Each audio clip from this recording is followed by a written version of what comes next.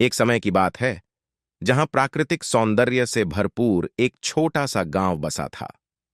यहां के लोग खुशहाल और मिलजुल कर रहते थे।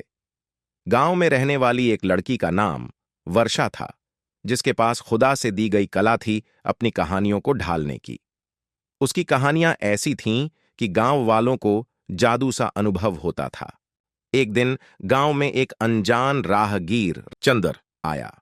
वह एक यात्री था जिसके बारे में बहुत ही कम जानकारी थी। चंद एक ऐसा व्यक्ति था जिसके चेहरे पर बुद्धिमत्ता और एक रहस्यमय वातावरण था जो गांव वालों को आकर्षित कर रहा था। वर्षा, जो हमेशा से अनजाने की ओर आकर्षित होती थी, उसने चंद के पास जाकर उससे मिलने की इच्छा जताई। वर्षा वह चाहती थी कि चंद उसे उसकी यात्राओं के बारे में बताएं। चंद ने गांव वालों की दुनिया के बाहर के देशों और उनके सफरों की कहानी सुनाई। उनकी कहानियां ऐसी थीं जो सभी के मनोबल को बढ़ाती थीं। जैसे जैसे समय बीतता गया, वर्षा और चंद ने समय बिताया। वे मेंढक की कहानियां सुनते और चांदनी रातों में चर्चा करते थे। वर्षा ने चंद की कहानियों में समानता और नए सवालों को खोजने की चाह देखी। एक रात जब वे एक आग के आसपास बैठे थे, चंद ने अनजानी राह की एक कहानी सुनाई। एक ऐसी पथ जो केवल उन लोगों के लिए होती है जो दिल से साफ और बहादुर होते हैं। कहा जाता था कि जो भी इस पथ पर चलता है वह अपनी असली भाग्य और जीवन की सच्चाई को खोजता है। वर्षा ने उस कहानी में रुचि दिखाई और वह भी उस सफर पर निकलने की इच्छा जताई। चंद उसकी इच्छा को समझकर उसे साथ लेने का निर्णय किया। उसका मार्गदर्शन करते हुए वे अनजानी राह पर निकले। उनका सफर था कठिनाइयों और चमत्कारों से भरा। वे पौराणिक जीवों से मिले, खतरनाक जगहों को पार किया और अपनी आत्मा के गहरे सत्य को छूने का सफर किया। सफर के बीच वर्षा ने खुद में वो शक्ति और बुद्धिमत्ता का पता लगाया जो उसे पहले कभी पता नहीं था।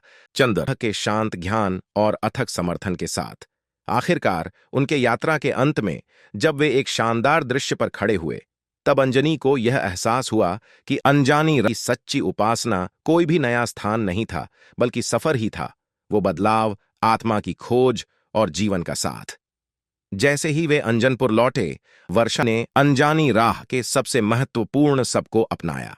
उसने अपनी कहानियां और जीवन के अनुभवों को बांध दिया, गांव वालों को प्रेरित किया और स्वयं की खोज में निकलने के लिए प्रोत्साहित किया।